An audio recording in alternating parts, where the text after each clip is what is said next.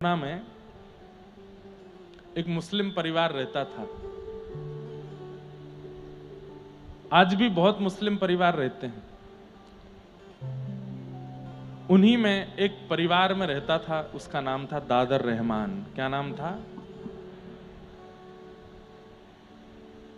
ऐसी अटपटी कहानी तो झूठ होती है, ऐसी अटपटी भक्त लीला मैंने सुनी ही नहीं जैसी दादर रहमान की।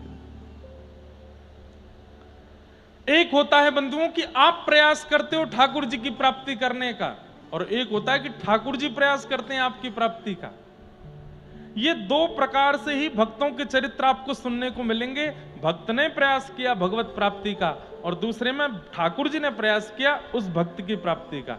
पर ठाकुर जी प्रयास बहुत कम करते हैं, नाम मात्र। 100 साल में एक बार 100 साल में एक बार किसी भक्त की प्राप्ति का प्रयास ठाकुर जी कर रहे हैं। और उन्हीं में आ गया नाम किसका? दादर रहमान। कुल का नहीं, जाति का नहीं, समुदाय का नहीं, किसी भी रूप में ठाकुर जी का है ही नहीं वो। और उनके पिताजी जो थे दादर रहमान के, वो नामी ग्रामी उस एरिया के जितने भी मुस्लिम परिवार थे उनके हेड थे वो। किसके घर में कैसे क्या नियम चलेगा, माताएं बहनें कैसी रहेंगी, नमाज कितने बजे होगी, क्या होगा क्या नहीं होगा, सब वही बताते थे दादर रहमान के पिताजी। अब उनको क्या बोलते हैं वो मुझे नहीं पता, वो हेड थे उस समुदाय के। रोज पढ़ने के लिए मदरसा जाता था। विश्राम घाट है मथुरा में, यमुना जी के तट पर, वहीं द्वारिकाधीश जी का मंदिर है। बहुत सुंदर द्वारिकाधीश जी का दर्शन होता है वहां। तो वहीं विश्राम घाट के पास में इनका घर था, और वहां से ये मदरसा पढ़ने के लिए जाते थे। रोज रास्ता कोई और होता था, लेकिन आज वहां बहुत भीड़ थी, तो इन्होंने कहा बहुत भीड़ है, मदरसा पहुंचने में देर हो जाएगी, और फिर पहुंचने पर जो हमारे गुरुजी हैं जो मदरसे में पढ़ाते हैं वो बहुत डांटेंगे। सब लोग इधर देखो। तो बहुत भीड़ होने की वजह से आज रास्ता बदल दिया। रास्ता बदल करके जब जाने लगे तो उसी रास्ते में एक सुंदर युगल सरकार का मंदिर था। और भगवत कृपा से पहले मंदिरों में ऐसा नियम होता था कि जैसे अगर मेन रोड पर मंदिर है, आज भी अगर कोई मंदिर ऐसे बनते हैं तो आप जाके वहां बोल सकते हो, जिद मत करना, बस बोल देना कि रोड से ठाकुर जी का दर्शन नहीं होना चाहिए, कि चलता फिरता आदमी चप्पल पहने कैसे भी ठाकुर जी को देख के निकल रहा, नहीं। इसलिए प्राचीन काल में मंदिर अगर जो रोड पे होते थे तो द्वार पर एक दीवार लगा देते थे, यहां से पुरुष प्रवेश करो, यहां से स्त्री, अंदर आके ही दर्शन होगा। नियमित रूप से हाथ धो के, पैर धो के, जूता चप्पल उतार के भीतर आओ, तब ठाकुर जी का दर्शन करो। अब रोड पे है, वहीं से ही लोग दर्शन करते जा रहे हैं, पान खाते हुए दर्शन करते हुए जा रहे हैं, वहीं से ही सब्जी मंडी से ही दर्शन करते, ऐसा नहीं। जिद मत करना कहीं कोई मंदिर ऐसा दिख जाए तो, पर निवेदन करना कि एक कोई ऐसी एक कुछ लगा दीजिए ना कि भीतर आके ही दर्शन करे। तो वो वहां एक दीवार थी और वो एक दिन पहले ही टूट गई थी। अब ये देखो, इस सारी योजना भगवान ने बनाई है। एक दिन पहले वो दीवार टूट गई जिससे रोड से लोगों को भीतर नहीं दिखता था, और दादर रहमान को आज उस रास्ते में बहुत भीड़ मिली जहां से वो रोज मदरसा जाता था। बदल करके आया, बहुत सीधा साधा बालक, 15 वर्ष की अवस्था थी, जा रहे थे, बस ऐसे देखते हुए चल रहे थे। नगर में नया रास्ता था, तो नया रोड था, तो कौन सी दुकान है क्या है क्या है। तभी एक झरोके में से भीतर देखा तो मुरली मनोहर लाल ऐसे त्रिभंग ललित श्याम सुंदर वंशी बजा रहे हैं, और श्री किशोरी जी कटाक्ष भर के उनको देख रही हैं, और बस ये रूप माधुरी। 4 कदम आगे गए और रुक गए, और फिर वापस आए, फिर देखा, और देख करके बस देखते रह गए।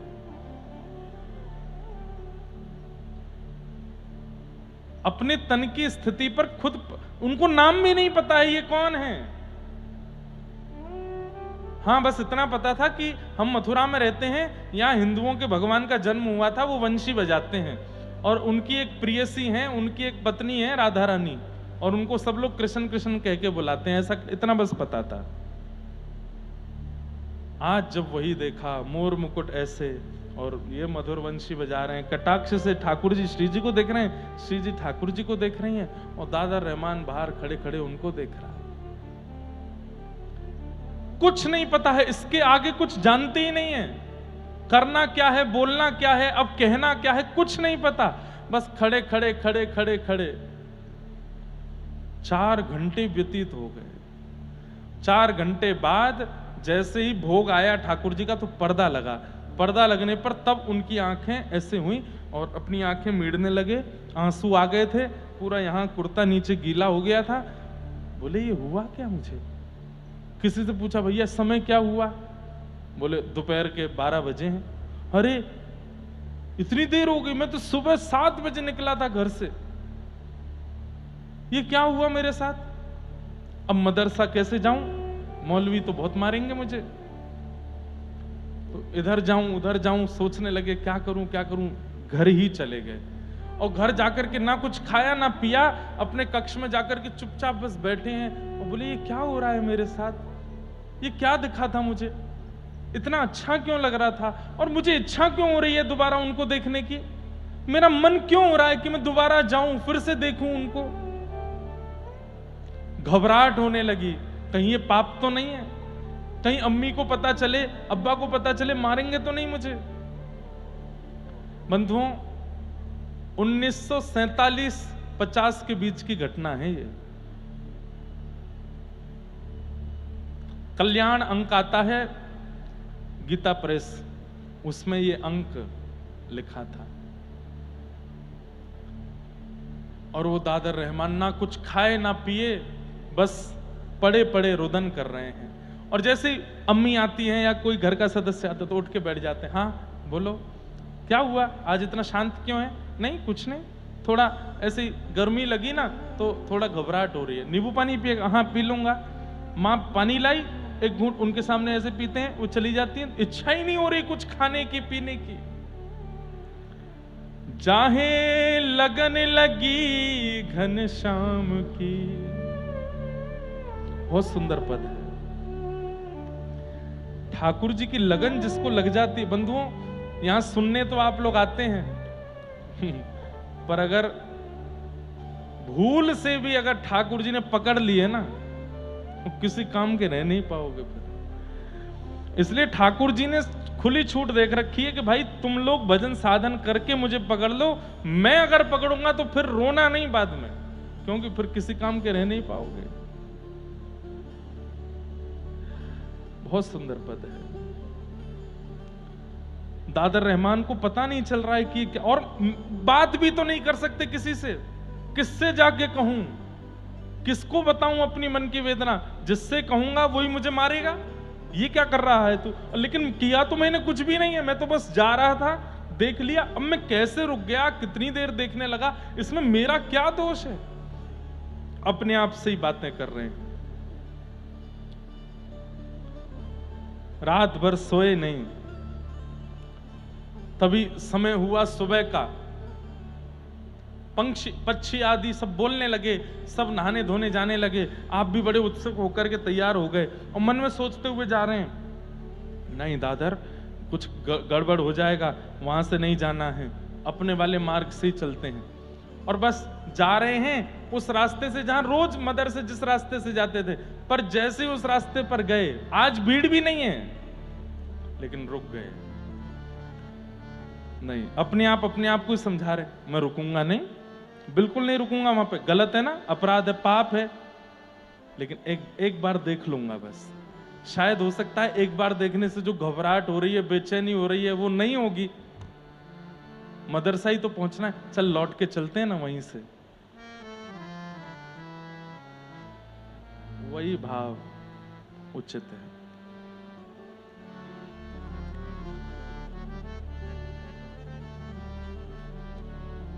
उस भाव ने ही ये कथा प्रकट की।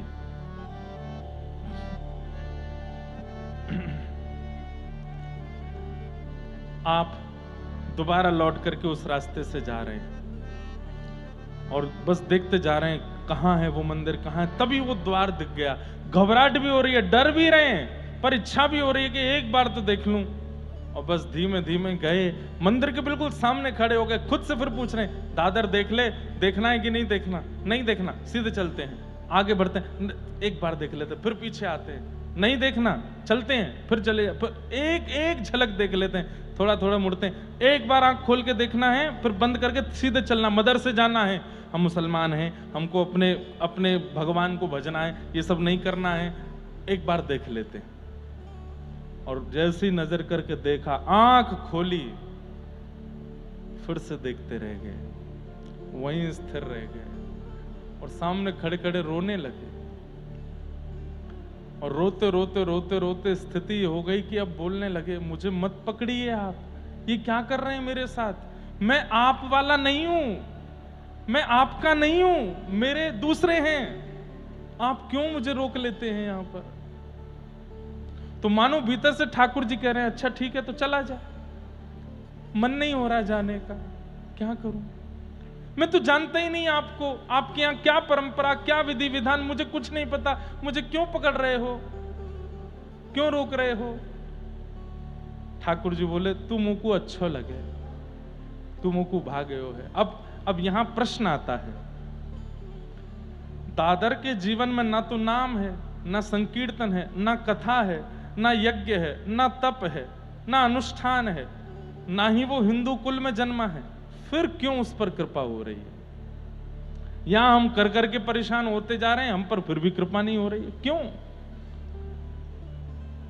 उसका स्वभाव अच्छा है। दादर रहमान के जीवन चरित्र में बताया कि वो स्वभाव से अच्छा है। जब कभी भी घर में ऐसा कोई उत्सव होता जिसमें जीव जंतुओं को मारा जाता तो वो रोता था कमरे में जाके, पिताजी से कहता, ये इसमें भी तो वही भगवान है जिसको हम रिझाना चाहे, क्यों मार रहे हो? ऐसे स्वभाव में कभी किसी को दीनहीन देखता था तो अपने अब्बा जान के पास जाके, इसको कुछ दे दो ना, अम्मी इसके लिए रोटी बना दो ना। उसका स्वभाव बहुत मधुर था, बहुत बहुत, जैसे भोंदू की कथा सुनी है आप सब लोगों ने, वो भोंदू ही था, सरल ही है। क्या समझ में आई बात? कई बार साधन भगवत प्राप्ति नहीं कराता, स्वभाव भगवत प्राप्ति कराता है।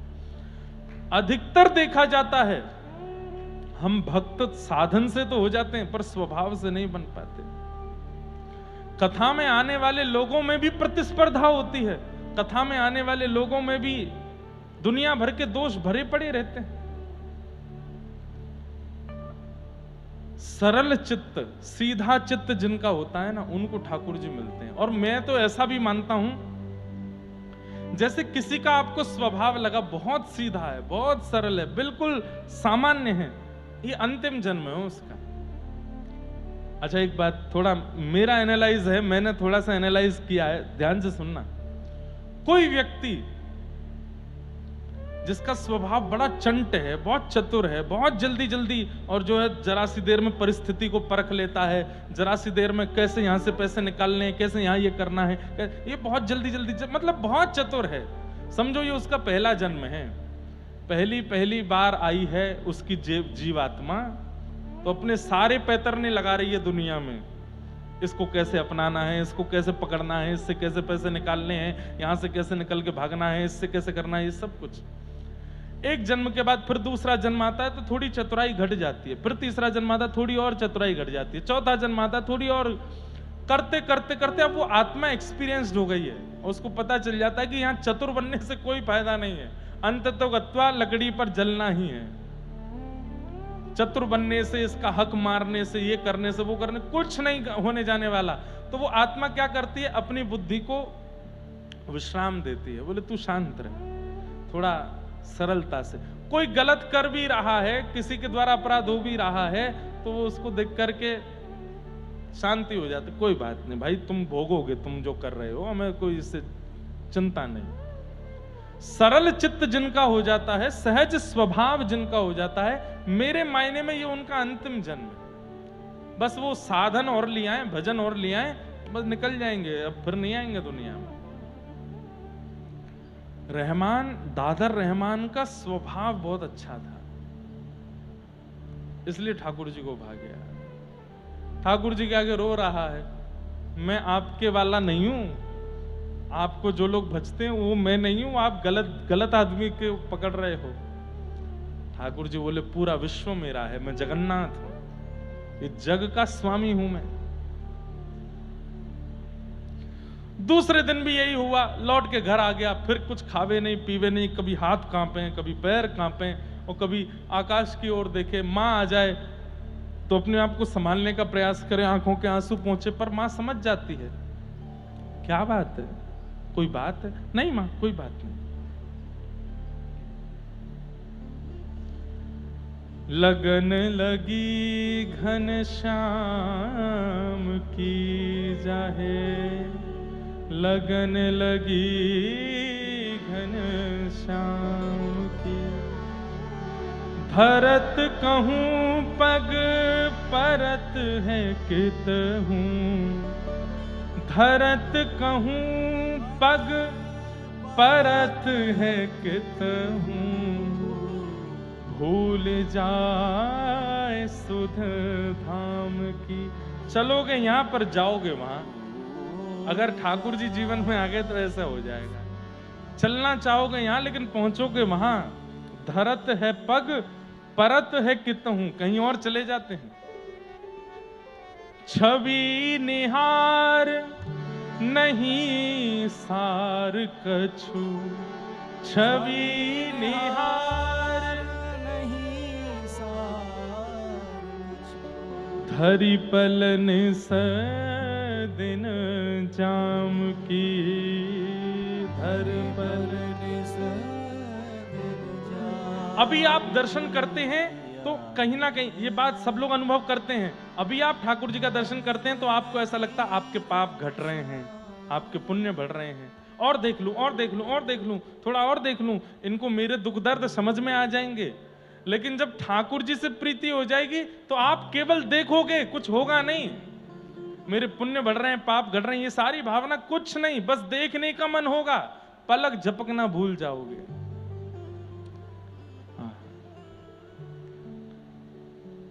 जित मुँह तित ही धावे, जित मुँह तित ही धावे, सूरत न छाया धाम की, सूरत न छाया धाम की। स्तुति निंदा करो भले ही, स्तुति निंदा करो भले ही, मेण तजी कुल ग्राम की,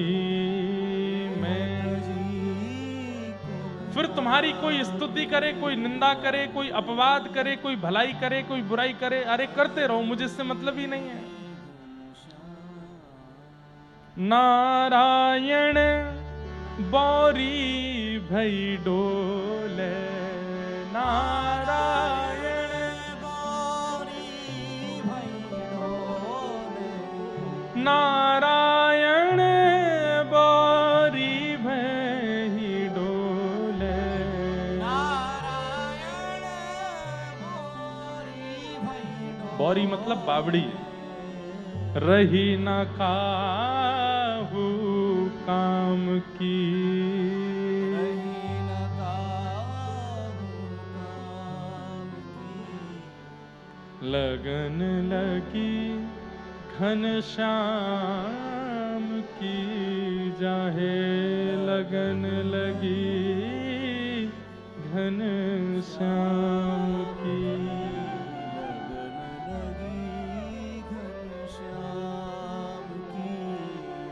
लौट के आ गए वापस। अगले दिन जैसे तैसे अपने आप को संभाल करके और उस मंदिर के रास्ते पर ना जाकर के पहुंच गए, कहां? मदरसा। तो इनके गुरुजी उन्होंने कहा, ये रहमान 2 दिन से क्यों नहीं आया था तू, क्या बात है? वो गुरुजी बुखार आ गया था मुझको इसलिए नहीं आया। अच्छा, मैं तो आज तेरे घर आने वाला था पूछने के लिए, सब ठीक है ना, और तो कोई बात नहीं है? तो मन में जब व्यक्ति को उत्तर नहीं मिलते ना किसी से भी, उसको लगता है सबको मेरे प्रश्न का उत्तर पता, वो सबसे पूछता है। फिर जब व्यक्ति को अपने प्रश्न का उत्तर समझ नहीं आता, उसको लगता है सबको मेरे प्रश्न का उत्तर पता होगा। धीमे से जाके कहा, गुरुजी एक बात पूछूं? हाँ। आप नाराज तो नहीं होंगे? बोले नहीं। हम लोग मथुरा में रहते हैं, यहां जो मस्जिद है वो तो हम लोग जाते हैं, पर ये मंदिर कौन जाता है? ये मंदिर जो है ये कौन जाता है, और इनके अंदर जो है वो कौन है? इतने में तो मौलवी जी खड़े हो गए, डांटने लगे, तेरी हिम्मत, तू कहीं देख के आया क्या? किसी मंदिर में हो के आया क्या? नहीं नहीं, मैं तो बस पूछ रहा था, बस ऐसी कोई वो, मैं तो बस पूछ रहा था वहां कौन जाता है, और वहां जाने से अगर हम चले जाएं तो क्या होता है? अब तो मौलवी जी ने उसका हाथ पकड़ करके मोड़ दिया पूरा, छोटा सा बालक। बोले सच बता, तू गया था क्या? नहीं नहीं नहीं, मैं नहीं गया था, मैं अंदर नहीं गया था। बोले बाहर से देख रहा था? नहीं नहीं नहीं, मैंने बाहर से भी नहीं देखा। बताया, बोले वो ऐसा होता है, वहां जाने से जहन्नुम में जाना पड़ता है, ये होता है वो होता है, और दोबारा वो पढ़ना पड़ता है, और फिर जाके मंदिर में ये अपने मस्जिद में ये करना पड़ता, तब दोबारा तुम मुसलमान बनोगे, नहीं तो तुम मुसलमान नहीं होगे। बहुत कुछ समझाया। अब नहीं जाना कभी? नहीं जाऊंगा। उत्तर नहीं मिला। प्रेम ऐसा ही है बंधुओं, दुनिया समझा दे, मारे पीटे फटकारे, फिर भी समझ नहीं आता, और वो भी ठाकुर जी से हो जाए। और इसको तो हुआ ही नहीं था, ठाकुर जी को हो गया है रहमान से। घर गया, घर में जाके बैठा बैठा रो रहा था एकांत में। इतने में ही मां आ गई, और मां ने आकर के बोला, रहमान क्या बात है, 2 दिन से तू मुझे ठीक नहीं लग रहा है, कोई और तू रो क्यों रहा है? तेरी आंखें इतनी, किसी ने कहा कुछ? मौलवी साहब ने मारा? वहां कुछ हुआ था क्या? नहीं नहीं मां, कुछ नहीं, हृदय से लगा लिया। और प्रेमी को बस हृदय से लगा ले, कोई थोड़ा पुचकार दे तो वो उसके सारे भेद खोल लो उसके। रोने लगा, हिचकियां ले ले करके बोला, मां, अम्मी। बोला हाँ।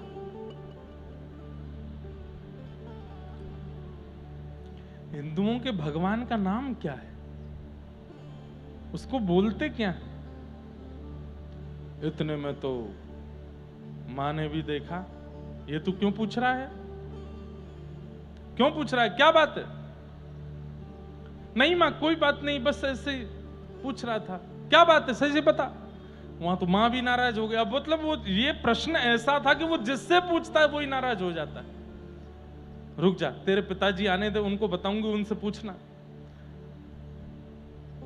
रो रहा था कोने में, बट नहीं, उनसे मत कहिएगा कुछ भी। बोले नहीं, आने दे। शाम को जब पिता आए, उन्हें बताया, लाला बैठ जाओ, जहां जगह मिले वहीं बैठ जाओ, बैठ जाओ। शाम को, अब वो तो दादर रहमान के पिताजी तो पूरे मुखिया थे, तो कट्टर अपने समुदाय के हेड थे। उनको जब मां ने बताया, बोले कि रहमान आज ऐसा ऐसा पूछ रहा था, उन्होंने तो कुछ पूछा ना, बस सीधे गए और सीधे जाके बोले, तूने ऐसा प्रश्न क्यों किया? बोले पिताजी बस ऐसी जानकारी के लिए। बोले जानकारी? उन्होंने 5 प्रश्न अपने समुदाय के पूछे, इसके बारे में बता, इसके बारे में बता, ये बता दे मुझे, वहां क्या लिखा है वो बता दे। वो नहीं बता। बोले अपने समुदाय का कुछ नहीं पता है तुझे, और उनके यहां का ये पूछ रहा है तू? हाथ बांधे, पैर बांधे, और लोहे की रोड से इतना मारा, इतना मारा, इतना मारा कि जीवन में कभी नाम भी मत लेना वहां का। मां ने आकर के रोका। बोले कि हम मथुरा में रहते हैं, ये उनके भगवान की जन्म स्थली है, हो सकता है कोई बाहर, इतने बालक रहते हैं, कोई हिंदू मित्र बन गया होगा, उसने सिखा दिया होगा। बोले बिल्कुल नहीं, लेना ही नहीं है नाम। आज के बाद यदि नाम लिया, आज तो केवल मारा है, अगली बार पता चला तो तेरे को जमुना जी में फेंक के आ जाऊंगा। और इनके एक चाचा का बेटा था, उसका नाम था कासिम। उसको बुला करके कहा कि कल से रहमान के साथ तू जाएगा और पूरी खबर रखना, किससे मिलता है, कहाँ जाता है, किसको देखता है, कहीं ऐसा ना हो कि कोई हिंदू फकीर इसको ले जा करके और साधु महात्मा बना दे, और कुछ भी हुआ तो तेरी खैर नहीं। उसने कहा जी चाचा जी मैं जाऊंगा कल से। कासिम जाने लगा साथ में। 2-4-10 दिन तो ठीक रहे, लेकिन 10 दिन बाद ये कासिम को कुछ खाने के लिए अच्छा लगता था बाजार में, तो बोलते ए कासिम तुझे वो अच्छा लगता है ना? बोले हाँ। खाएगा? बोले हाँ। खिलाऊं? बोले खिला दो ना। बदले में मुझे क्या देगा? बोले जो तुम कहो। बोले पक्का? बोले पक्का। कुछ नहीं चाहिए, बस एक रास्ते से हम लोग चलेंगे। हाँ तेरे को मैं दिलाता हूं। उसको वो चटपटा जो भी सामान था वो दिला। उसको क्या पता था कि उस रास्ते में क्या है? वो जा रहा है साथ में लेकर के। और सुन यहीं रुक जा, तू खाता रहे, मैं बस थोड़ी देर। बोले आप क्या करोगे खड़े होके? बोले कुछ नहीं, बस मैं खड़ा हूं, तू खा ले फिर चलेंगे। और वो खा रहा है और वो देख रहा है सामने, आंखों से विरल अश्रुधार गिर रही है और बस ऐसे ही देख रहे हैं। बोले मुझे बीच में क्यों छोड़ दिया है? ना मैं वहां का हूं ना मैं यहां का हूं, एक तरफ लीजिए या तो वहीं छोड़ दीजिए या अपने पास बुला लीजिए, ये बीच में क्यों अटका दिया? अब कासिम खाते खाते देखे ये भाईजान रो क्यों रहे हैं, ये देख कहां रहे हैं? और जैसे ही देखा तो मंदिर में ठाकुर जी और प्रिया जी। उसने वो सामग्री फेंकी, हाथ पकड़ा, भाईजान क्या कर रहे हो आप? चाचा जान को पता चलेगा क्या करेंगे? देख तू घर पे नहीं बताना, मैं तेरे को रोज ये चीज खिलाऊंगा, उससे भी बढ़िया वाला खिलाऊंगा, तू घर पे नहीं बताना, मुझे देखने दे। किसी ने देख लिया तो बहुत दिक्कत हो जाएगी। सबको पता है आप किसके बेटे हो, कोई जाके बता देगा घर पर, आपको तो जो होगा सो होगा, मुझे भी मारेंगे वो, तेरे को कुछ नहीं होगा, तू अपना खाना प्रेम से, मुझे थोड़ी देर और देखने दे। अब रोज कासिम को कुछ खिलाने का लोभ देते हैं और कासिम उनको मिलवाने ले जाता है ठाकुर जी से। एक दुकान की आड़ में खड़े होकर देखते रहते हैं, कभी रोते रहते हैं, कभी बिलखते रहते हैं, कभी हृदय पर हाथ रख के बैठे रहते हैं। एक दिन उनके पिता दादर रहमान के वो उसी रास्ते से निकल रहे थे और तभी क्या देखते हैं कि कासिम तो कुछ खा रहा है और दादर भयंकर भावावेश में नेत्रों से अविरल अश्रुधार गिर रही है और नेत्र लाल पड़े और प्रिया प्रियतम का मधुर दर्शन करते हुए बिलक बिलक के रो रहा है। और इन्होंने जैसे ये दृश्य देखा, दादर को नहीं बोला, कासिम, उसने जैसे देखा तुरंत अपनी सामग्री फेंकी, दादर का हाथ और चलो मेरे साथ, चाचा जान ने देख लिया। दोनों घर पहुंचे। थोड़ी देर बाद इनके पिता आए और घर का दरवाजा लगा करके लोहे की रॉड से पैर बांधा, तो लोहे की जंजीर से पैर बांधे, हाथ बांधे, मुख में कपड़ा डाल करके मुंह बांधा, इतना मारा, इतना मारा, इतना मारा कि पूरी शरीर की चमड़ी उधेड़ दी। मां चिल्ला रही है कमरे में बंद होकर के, लेकिन नहीं। और कासिम बस रो रहे हैं। पूछते हैं क्यों जाता है? बोले मुझे नहीं पता पिताजी, मेरा कोई दोष नहीं है, मैं कैसे वहां जा रहा हूं, मैं बहुत रोकता हूं अपने आप को, मैं बार बार मना करता हूं अपने आप से नहीं जाना, वहां पर नहीं जाना, पर पता नहीं क्यों मुझे ऐसा लगता है कि मैं आपका पुत्र नहीं हूं। आप लोग सत्य बताइए, मैं आपके घर में ही जन्मा था क्या? आप मुझे कहीं किसी हिंदू के घर से तो नहीं ले आए थे? मेरे मन बुद्धि में क्यों बार बार वहीं जाने की इच्छा होती है? अरे अब तू हम पर प्रश्न उठा रहा है कि तू हमारा बेटा है कि नहीं, और मारा। और पत्नी को बोल दिया अब ये इसी कोठरी में रहेगा, पैर जंजीरों से बांध दिए, हाथ बांध दिए, मुख बांध दिया, ना इसको रोटी मिलेगा ना इसको जल मिलेगा, कोई इससे बात नहीं करेगा जब तक ये अपने कान ना पकड़े और घुटने टेक करके मेरे साथ नमाज पढ़ने वहां जावे, फिर कुछ प्रक्रिया है उनको नहीं करेगा, तब तक इससे कोई बात नहीं करेगा। जब तक ये राजी नहीं होगा ये बैठा रहेगा यहीं पर। 10 दिन बिना कुछ खाए पिए बस बैठे एकांत में और बस उसी छवि का चिंतन कर रहे हैं।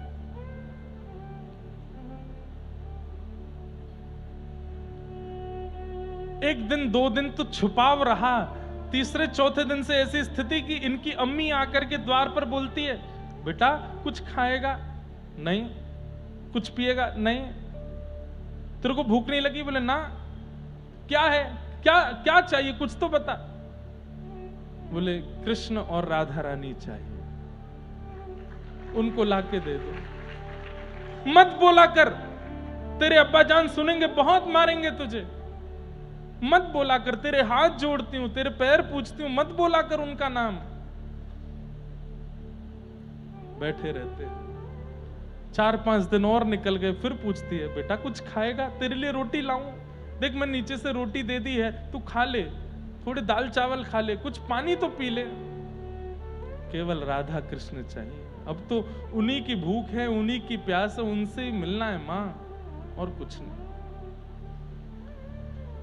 10वां दिन हुआ, इतने विरह आतुर हो गए, प्रेम पुलकित होकर के रात भर रोते रहे ठाकुर जी के स्मरण में।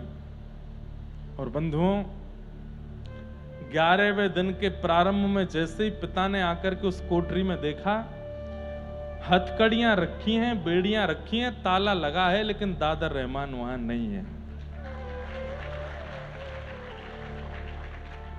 ये आश्चर्य था। चाबी मेरे पास रहती है, ताला किसी ने खोला नहीं है, हथकड़ियां खोली, हथकड़ियां बंद ही रखी हैं, मानो जैसे हथकड़ी बेड़ियों के बीच से कोई गायब हो गया हो। आपने तुरंत ताला खोल करके भीतर ढूंढा, कहीं नहीं मिले। हथकड़ी बेड़ियां उठा करके देखी, खोल, जोर जोर से खोल के देखा, खोल नहीं सकता कोई उनको। कहां गया हमारा पुत्र? वहीं पर एक पत्र लिखा था दादर रहमान ने। बोले मां, पिताजी, मैं जिनका हूं वो मुझे लेने आए हैं और मैं उनके साथ जा रहा हूं। आप मेरे लिए ज्यादा प्रयास मत करिएगा। मैंने आपको जो कष्ट दिया, जो परेशानी दी, उसके लिए मुझे क्षमा करना। और ऐसा कह करके वो पत्र छोड़ गए। मथुरा में ढूंढा, गलियों में ढूंढा, यमुना जी के तट पर ढूंढा, आगरा तक ढूंढा, लेकिन दादर रहमान नहीं मिले। केवल 11 दिन में भगवत प्राप्ति हो गई। मुस्लिम हकीमों के पास, बड़े बड़े झाड़ फूंक करने वालों के पास, भविष्य बताने वालों के पास गए। किसी ने कुछ बताया, किसी ने कुछ बताया, कोई भी प्रमाण नहीं दे पाया कि कहां है दादर। 8-9 महीने निकल गए, नहीं मिले। तब एक बंगाल के एक यात्री मथुरा आए थे। उन यात्रियों में एक बहुत बड़े ज्योतिषाचार्य थे।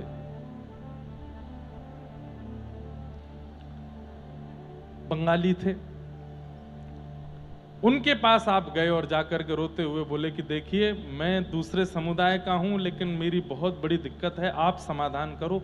मैंने नाम सुना मथुरा में कि आप भविष्य बताते हैं। बोले हाँ, मेरे बेटे के साथ ऐसा ऐसा हो गया 1 महीने के अंदर, और वो गायब हो गया कमरे से, पत्र लिख करके गया है।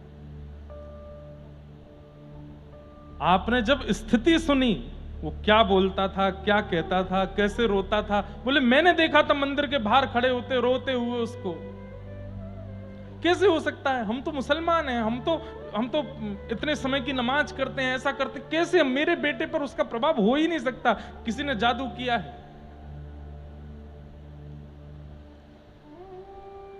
वो जो बंगाल के ज्योतिषी आए थे, संभवतः उनका नाम प्रमोद चट्टोपाध्याय। उन्होंने कहा आप जाइए, मैं कुछ संकेत होगा तो आपके घर भिजवा दूंगा। और सुनते ही वो तो गए, आप सुनते ही प्रमोद जी तुरंत मथुरा से वृंदावन की ओर गए, क्योंकि समझ गए थे जो जो लक्षण बताए हैं ये कृष्ण विहरणी गोपियों के, ये किसी सामान्य के नहीं हो सकते। और आपने वृंदावन में भ्रमण करते करते जब केसी घाट के पास जाकर के दूर देखा तो यमुना के पल्ली पार कुछ वृक्ष हैं और उन वृक्षों के बीच में कुछ चमक रहा है। यमुना जी पार करके जब आप वहां गए तो 2 वृक्षों के बीच में एक अनंत समाधि लगाए व्रजरज तन पर लपेटे हुए दादर रहमान बैठे थे। एक कौपीन पहन रखी है बस, और युगल नाम महामंत्र जप रहे हैं। आपने उनका जब दर्शन किया, कुछ कहना चाहा, लेकिन उन्होंने कोई प्रत्युत्तर नहीं दिया। जैसे ही आपने थोड़ी और वार्तालाप करनी चाहिए, आपने उनकी ओर एक बार देखा और देख करके कहा, मेरे प्रिया प्रियतम आए हैं, मैं जा रहा हूं। और ऐसा कहकर के आपने तुरंत यमुना जी में छलांग लगा दी और वहीं अंतर ध्यान हो गए। फिर उसके बाद दादर रहमान कभी नहीं मिले। ये है। इसलिए भैया आप ठाकुर जी को पकड़ रहे हो, ठीक है, कहीं उन्होंने आपको पकड़ लिया तो फिर संसार के तो नहीं रह पाओगे। और यदि बहुत चाह हो कि वो पकड़ लें तो अपने स्वभाव को मधुर बना लो। नहीं है इच्छा इस संसार के, वैसे तो अब इच्छा वैसे लगती नहीं है इस संसार में रहने की, यहाँ के व्यवहार विचारों का निर्वहन करने की, बस इच्छा होती है वो मिल जाए। अपने स्वभाव व्यवहार को मधुर बना लीजिए और थोड़ा सह लीजिए, इस संसार में सह लीजिए। हमेशा के लिए दादर रहमान श्री प्रिया प्रियतम के मधुर सेवा में विलीन हो गए।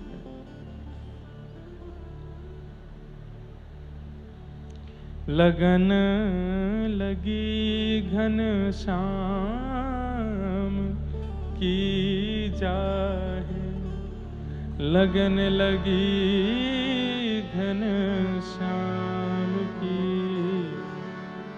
लगन लगी घन श्याम की जाए, लगन लगी घन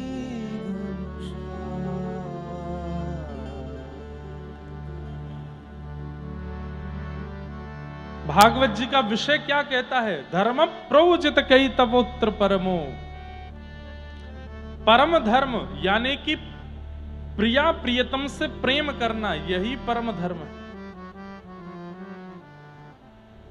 आप लोग कहीं घबराना नहीं कि दादर रहमान जैसी हमारी हालत तो नहीं हो जाएगी, हम इतने पवित्र नहीं हैं। और मुझे पूर्ण विश्वास है हम आप सबके साथ ये हो ही नहीं सकता, क्योंकि हम अपनी स्थिति जानते हैं। इतनी पवित्रता हमारे स्वभाव व्यवहार में नहीं है कि ठाकुर जी ऐसे स्वीकार कर ले। हमें ही लगना पड़ेगा पीछे, हमें ही लगना पड़ेगा।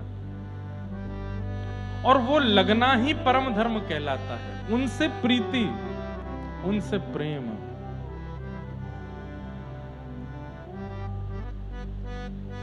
दूसरी बात, ठाकुर जी से प्रेम करने का अधिकार किसके पास है? तो कहते हैं निर्मत सराणाम सताम, जिसके चित्त में मात्सर्य दोष नहीं है। मात्सर्य मतलब दूसरे के प्रति ईर्ष्या, दूसरे के प्रति ईर्ष्या की भावना जिसके चित्त में है, वो इस जन्म में भगवत प्राप्ति कभी नहीं कर सकता। काम है भगवत प्राप्ति कर लेगा, क्रोध है भगवत प्राप्ति कर लेगा, लोभ है तो भी भगवत प्राप्ति कर लेगा, मोह है तो भी भगवत प्राप्ति कर लेगा। लेकिन कहीं ना कहीं दूसरे के प्रति ईर्ष्या की भावना है तो भगवत दर्शन कभी नहीं हो सकता। ईर्ष्यालु व्यक्ति को भगवान नहीं मिलते। इसलिए ईर्ष्या का त्याग करो, ईर्ष्या का परित्याग करो। निर्मत्सराणाम सताम वैद्यम वास्तवमत्रमस्तु शिवदम। और भागवत जी क्या कराती हैं? बोले ठाकुर जी से संबंध कराती हैं। बोले कैसा संबंध?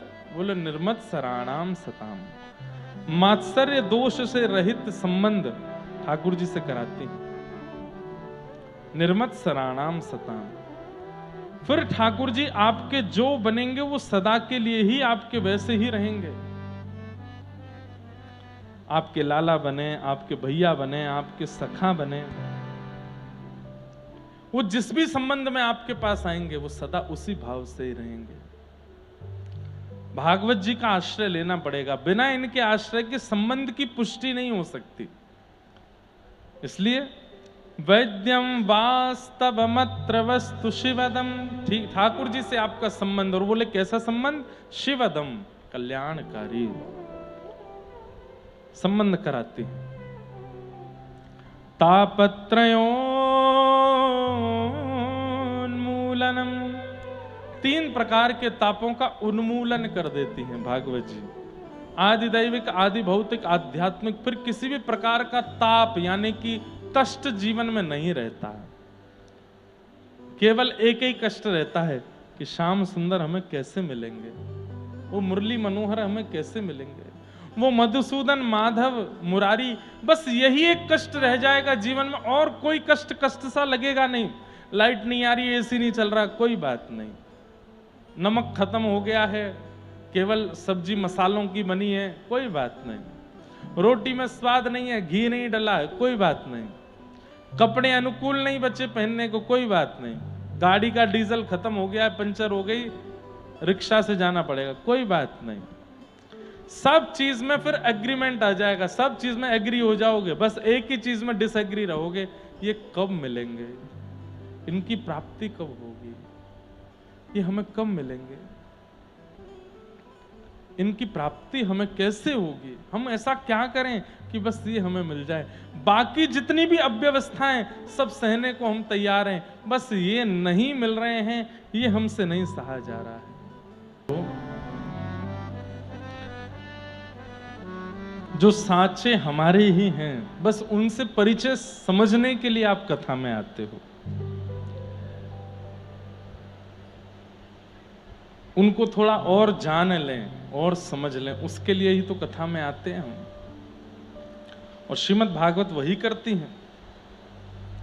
वैद्यम वास्तव मत्र वस्तु शिवदम तापत्रयोन्मूलनम। ठाकुर जी से हमारा वास्तविक संबंध क्या है वो स्पष्ट होता है। कथा धीरे धीरे सुनते रहो, सुनते रहो, सुनते रहो, एक दिन वो स्पष्ट हो जाता है। और वो स्पष्ट हो जाए तो फिर उस मार्ग से ठाकुर जी को प्राप्त कर लो, उस भाव से प्राप्त कर लो। दादर रहमान का तो स्पष्ट ही नहीं हो पाया, ठाकुर जी ने प्रेम किया ना। तो भागवत जी वो स्पष्टीकरण कराते हैं। हमारे पास साधन है, हमारे पास रास्ता है, हमारे पास पहुंचने का तरीका है। कई बार बिना साधन, रास्ते और तरीके के भी पहुंच जाते हैं। दादर रहमान सरी के, हमारे रसखान सरी के, अकबर की बेगम क्या नाम था, ताज बेगम, ऐसे कई हैं जो बिना साधन के भी प्राप्त किए हैं, पर उनको ठाकुर जी ने चुना।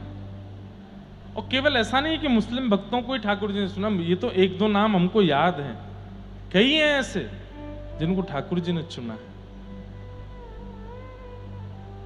जैसे पुंडलीक आपके महाराष्ट्र के, वो तो माता पिता की सेवा कर रहे थे, वो थोड़ी ठाकुर जी का भजन कर रहे थे। ठाकुर जी अपने आप आ गए, द्वार पर आकर के थाड़े हो गए, ए पुंडलीक,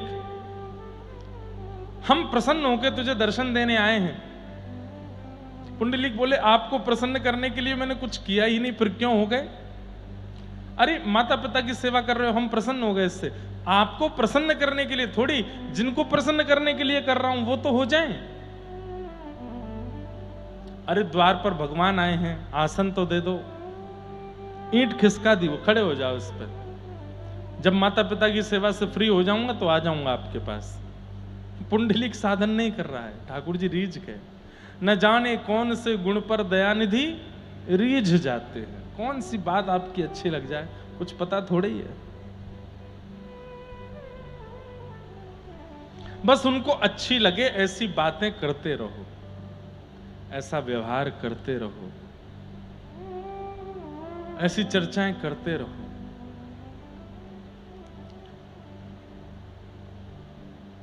नफरत है जिनसे उन्हें सदा,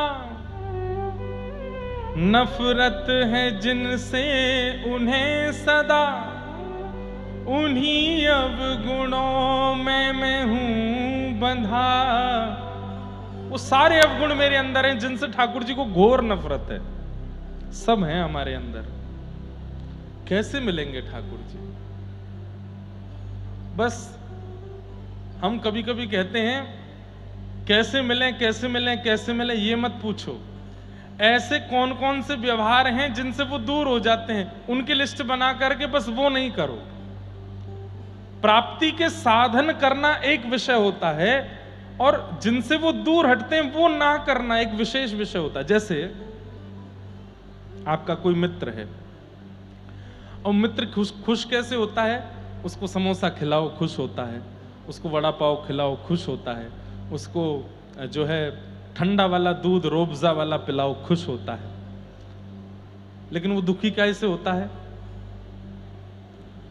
वो बगल में बैठा है, तुम किसी और से बात कर रहे हो, वो दुखी होता है। अब तुमने भले उसको समोसा खिलाया, भले उसको रोबजा पिलाया, भले उसको वड़ा पाव खिलाया, लेकिन उसको जो पसंद नहीं है वो एक बार करोगे वो दूर हो जाएगा, है ना? हमारे साथ ऐसा ही है। ठाकुर जी मिलते किससे हैं? वो सारे साधन हम करते हैं, पर ठाकुर जी जिससे दूर हो जाते हैं वो साधन भी हम रोज करते हैं, तो फिर मिलने वाले साधन से कोई फायदा नहीं। अब एक बार दोस्त आपका दूर हो गया, अब उसको भले तुम समोसा की फोटो भेजते रहो, भले उसको तुम वड़ा पाव की फोटो भेजते रहो, भले उसको तुम रोबजा बना बना करके घर में नया नया, देख तू देख मान जा, तेरे लिए देख ये बनाया मैंने, ये तेरे को खिलाऊंगा, तू आ जा। तू पहले अपना व्यवहार सुधार, जो मुझे पसंद नहीं है वो करता रहता है, कैसे आ जाऊं तेरे पास? यही चल रहा है हमारे ठाकुर जी के बीच में।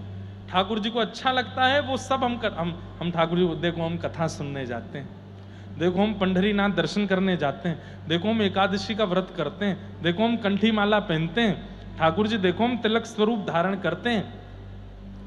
सब देखने के बाद ठाकुर जी कहते हैं उसके बाद छल करता है, कपट करता है, दूसरों के साथ निंदा करता है, दूसरों का बड़ा बुला करता है, वो सारे काम करता है जो मुझे पसंद नहीं है। कैसे आ जाऊं तेरे पास? भले तू कंठी पहनता है, भले तू एकादशी व्रत करता, पर करने फिर छली जाएगा, कैसे आ जाऊं तेरे पास? इसलिए जिससे आपका प्रेमी रीझ है वो काम भले ही मत करो, पर जिससे उसको बुरा लगता है वो बिल्कुल मत करो। हाँ, तो भी वो पास ही रहेगा। वड़ा पाव ना खिलाओगे तो भी चलेगा, समोसा ना खिलाओगे तो भी चलेगा, लेकिन उसको जो नहीं है पसंद वो मत करो। इसलिए उनकी लिस्ट बनाइए। अभी लिस्ट हमने बना रखी है, जिनसे ठाकुर जी मिलते हैं वो करो, पर जिनसे ठाकुर जी बिछुड़ते हैं उनकी लिस्ट बनाओ और वो मत करो, ऐसा ध्यान रखो। 4-5 लिस्ट तो मैं बता देता हूं। सबसे पहला, वैष्णव अपराध मत करो। वैष्णव अपराध मतलब किसी भी भक्त, किसी भी वैष्णव की भक्ति का आकलन आप मत करो। अब यहां कथा में आए, कथा में आपके बगल में कोई बैठा माला कर रहा है, आप अपनी माला ही नहीं लाए, घर पे भूल के आ गए, तो आपने क्या कहा? इसको तो माला की जरूरत है, मैं तो बिना माला की नाम कर लेता हूं। ये वैष्णव अपराध हो गया। आप उससे प्रतिस्पर्धा नहीं कर सकते। या कोई आगे बैठा हुआ कथा सुन रहा है, लेकिन कथा सुनते सुनते बीच में फोन चला रहा है, भले ही चला, है तो अपराध, नहीं चलाना चाहिए, लेकिन चला रहा है, और आप बार बार करो, कितनी गलत बात है बताओ, कथा में बैठे बैठे फोन चला। आप मत करो, व्यास जी करेंगे, ठाकुर जी करेंगे, उसकी जो भी समाधान, आप मत करिए। या किसी भी भक्त का रूप देख करके, व्यवहार जान करके उसके प्रति ये बातें मत लाओ मन में कि ये तो केवल पाखंड करता है, ये भक्त नहीं है। वैष्णव अपराध ये मत करो। दूसरी बात, धाम अपराध।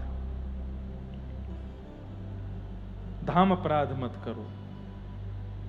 आप वृंदावन जाते हो, जगन्नाथपुरी जाते हो, द्वारिकापुरी जाते हो, वहां जो हो जाए सब सिर माथे है, अपराध करके मत आओ। अभी हम नासिक में 2 दिन विश्राम में चैतन्य चरित्र की कथा सुन रहे थे, चैतन्य चरितामृत। तो उसमें एक बहुत सुंदर बात आती है कि जब श्री चैतन्य महाप्रभु गया जी गए अपने सब शिष्यों के साथ, तो रात्रि में चैतन्य महाप्रभु ने सब शिष्यों से कहा, जाओ नगर में भिक्षा लेकर के आओ, भिक्षा करके आओ, पाएंगे। तो जितने भी शिष्य गए चैतन्य महाप्रभु के भिक्षा करने के लिए, वो हर द्वार पर, घर के द्वार पर जाते, भिक्षा मांगते। तो भिक्षा देने वाले के गले में अगर कंठी नहीं होती, जनेऊ नहीं होता, तो अपना हाथ पीछे कर लेते, बोले नहीं हम कहीं और से ले लेंगे, रहने दो। दूसरी जगह चले जाते, भिक्षा मांगते, वहां से भी कंठी जनेऊ नहीं दिखती, तो वहां से भी नहीं लेते। मतलब जो जनेऊ नहीं पहने, जो कंठी नहीं पहने, वहां से भिक्षा नहीं लेते थे। खाली हाथ लौट करके आए तो चैतन्य महाप्रभु बोले, इतना बड़ा नगर, कहीं से भिक्षा नहीं लाए?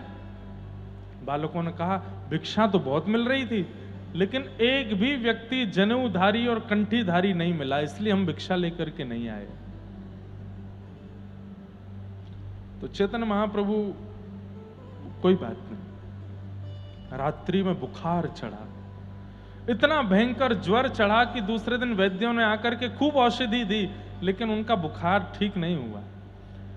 तब अनेक प्रयास करने पर भी ठीक नहीं हुए, तो फिर शिष्यों ने कहा गुरुजी आप कैसे ठीक होंगे? तब चैतन्य महाप्रभु बोले ये धाम के प्रति अपराध की पीड़ा मुझे आई है। हम धाम में हैं, अब धाम का व्यक्ति चाहे जैसा हो उसके प्रति अपराध नहीं करना है। वो जनेऊ नहीं पहने, कंठी नहीं पहने, इसका आकलन, इसका निर्णय मुझे नहीं लेना है, तुम्हें नहीं लेना है। हम बाहर से आए हुए व्यक्ति हैं, धाम के जो प्रमुख भगवान हैं वो देखेंगे उनको, हमें तो उनके प्रति श्रद्धा ही रखनी है। जाओ उन्हीं बिना जनेऊ और कंठी वालों के यहां से भिक्षा लेकर के आओ। भिक्षा लेकर के आए, जैसी भिक्षा पाई तो बुखार उतर गया। क्या समझाया कि धामी के प्रति निंदा मत करो, धामी के प्रति अपराध मत करो, उससे ठाकुर जी नाराज होते हैं। तो पहला, वैष्णव अपराध मत करो, धामी के प्रति। ये तो मैं बहुत बड़ी बड़ी बातें बता रहा हूं जिससे ठाकुर जी नाराज होते हैं। छोटे छोटे भी कई ऐसे अवगुण हैं जिनसे ठाकुर जी नाराज हो जाते हैं। तीसरा, ग्रंथ के प्रति अपराध मत करो, भागवत जी के प्रति, रामचरितमानस के प्रति, भक्तमाल के प्रति, गीता के प्रति, इन सब में आकलन मत करो, ये श्रेष्ठ हैं, ये अश्रेष्ठ हैं, ये ज्यादा बढ़िया हैं, ये नहीं है ना। सबके प्रति सम रहो। और गुरुओं के प्रति प्रतिस्पर्धा मत करो, मेरे गुरुजी ज्यादा बढ़िया हैं, इनके गुरुजी इतने बढ़िया नहीं हैं, इनके गुरुजी तो ऐसे हैं, मेरे गुरुजी ऐसे हैं, आदि आदि आदि आदि, ये सब भावनाएं चित्त में मत लाओ। ये सब वो गुण हैं जो ठाकुर जी को प्रिय नहीं है। तो जिनसे ठाकुर जी मिले उनकी लिस्ट अब मत बनाओ, जिनसे ठाकुर जी दूर होते हैं उनकी लिस्ट बनाना शुरू करो, और वो ना करें ऐसा व्यवहार करो। उसमें फिर आता है छल मत करो, कपट मत करो, किसी के प्रति द्वेष मत करो, किसी की निंदा मत करो, किसी के बारे में गलत प्रचार मत करो। ये सारी बातें ठाकुर जी को प्रिय नहीं। तो जो ठाकुर जी को अप्रिय लगने वाले व्यवहार हैं उनको मत करो, उनसे बचे रहो।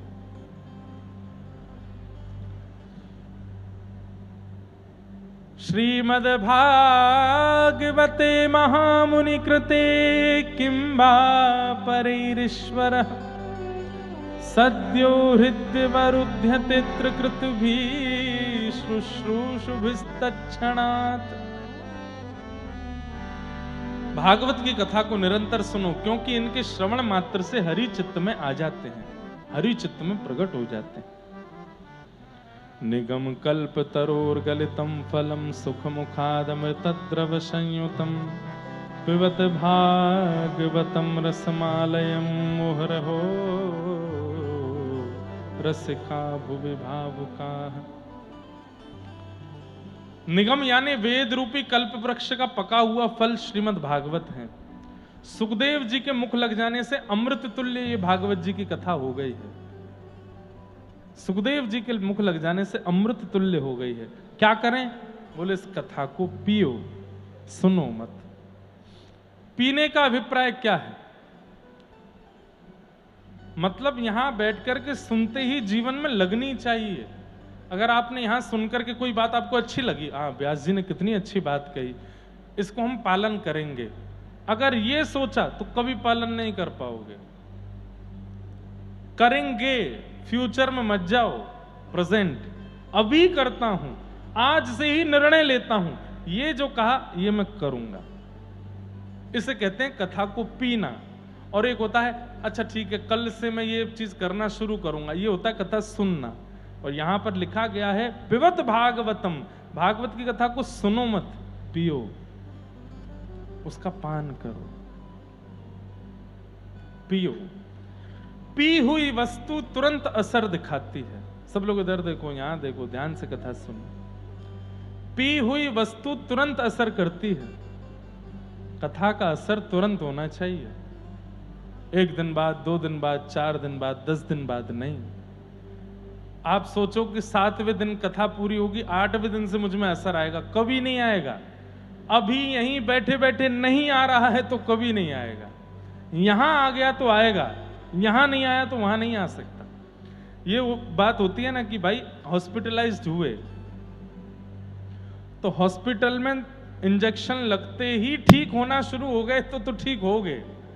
अब इंजेक्शन लगा के डॉक्टर कहे जाओ घर जाओ ठीक हो जाओगे ना, डॉक्टर से बोलो पहले ठीक होने दो तब जाऊंगा घर, क्योंकि आपने तो कह दिया घर जाओ और घर जाके भी ठीक नहीं हुआ तो अच्छे डॉक्टर क्या करते हैं, बोले काम करो आज रात यहीं हॉस्पिटल में एडमिट हो जाओ, कोई दिक्कत होगी तो हम देख लेंगे। हाँ, दवाई लेते ही, इंजेक्शन लेते ही तुरंत असर होना चाहिए तो आपका रोग ठीक हो रहा है।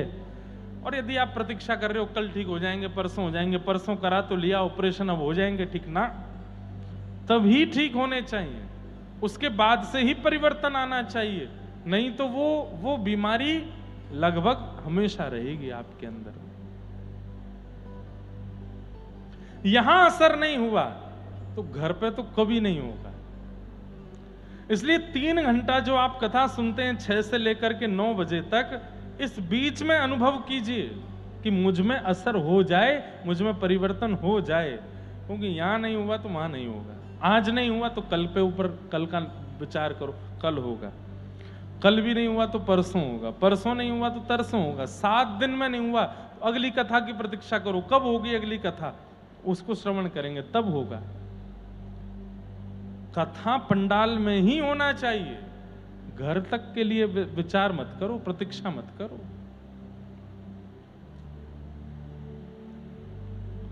पिबत भागवतम रसमालयम मुहुरर्हो रसिका भुवि भावुका। और कैसे पिए, कब तक पिए, बोले पीते रहो जब तक असर ना हो, जब तक परिवर्तन ना लगे, जब तक चित्तवृत्ति बदले ना। अब भगवत गीता भगवान ने अर्जुन को सुनाई, गीता सुनने के बाद असर हुआ अर्जुन पर ना, तुरंत होता चल रहा है। ठाकुर जी बोलते जा रहे हैं और अर्जुन परिवर्तित होता जा रहा है, यही तो कथा का स्वरूप है। पर आज की डेट में क्या होता है, हजारों की तादाद में भीड़ आ जाती है पर परिवर्तन 1-2 में ही होता है, सब में नहीं। और ये आज ही नहीं होता, महाभारत में जब भगवान गीता सुना रहे थे तब अर्जुन अकेला नहीं सुन रहा है, सब सुन रहे हैं, सारी सेना सुन रही है, समस्त पांडव भी सुन रहे हैं, पर असर केवल अर्जुन पर हो रहा है। पिबत भागवतम रसमालयम, पियो कथा की इस सुंदर धारा को पियो।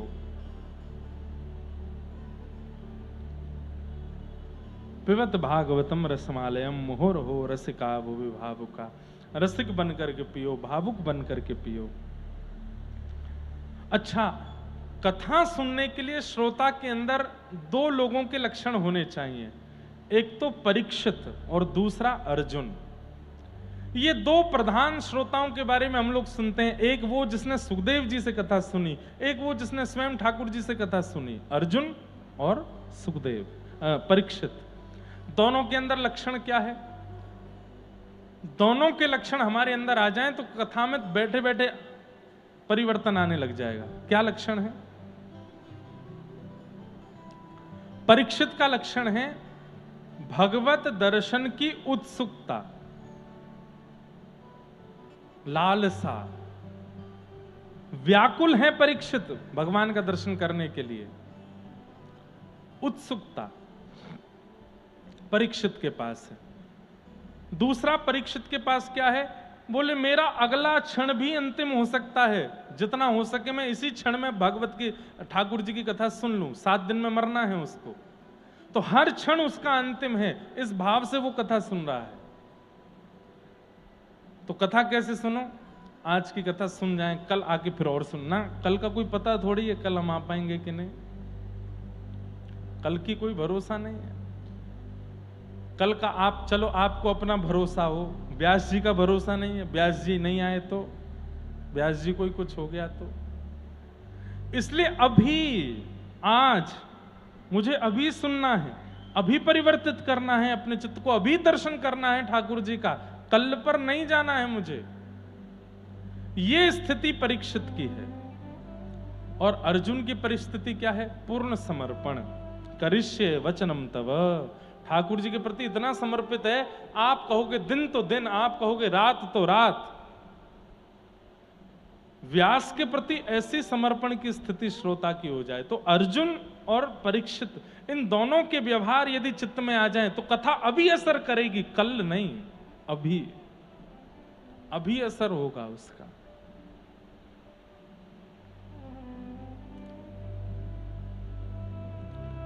पिबत भागवतम रसमालयम मुहुर्हो रसिका भुवि भावुका। ऐसे इस भागवत की कथा को प्रियो। तत्पश्चात 88,000 सौनकादि ऋषियों ने 6 प्रश्न किए। किम श्रेय शास्त्र सारः क स्वावतार प्रयोजनम किम कर्म के अवतारश्च धर्मः कम शरणम गतः। इन 6 प्रश्नों में आगामी दिनों की कथा है। भगवान का अवतार का श्रेय किसको जाता है? ठाकुर जी अपने अवतार का श्रेय मतलब भक्तों के लिए आते हैं कि राक्षसों के लिए आते हैं? यशोदा मैया के लिए आते हैं कि नंद बाबा के लिए आते हैं? दाऊ दादा के लिए आते हैं कि किशोरी जी के लिए आते हैं? यमुना जी के लिए आते हैं कि गिरिराज जी के लिए आते हैं? किसके लिए ठाकुर जी आए हैं पृथ्वी पर? भगवान के अवतार का श्रेय किसको जाता है? किम श्रेय। दूसरा प्रश्न शास्त्र सारः क। अनंत शास्त्रों का सार क्या है? इतने शास्त्र हमारे हिंदू वैदिक सनातन धर्म में हैं, इनका सार क्या है? किम श्रेय शास्त्र सारः क स्व अवतार प्रयोजनम। भगवान के अवतार का प्रयोजन क्या है?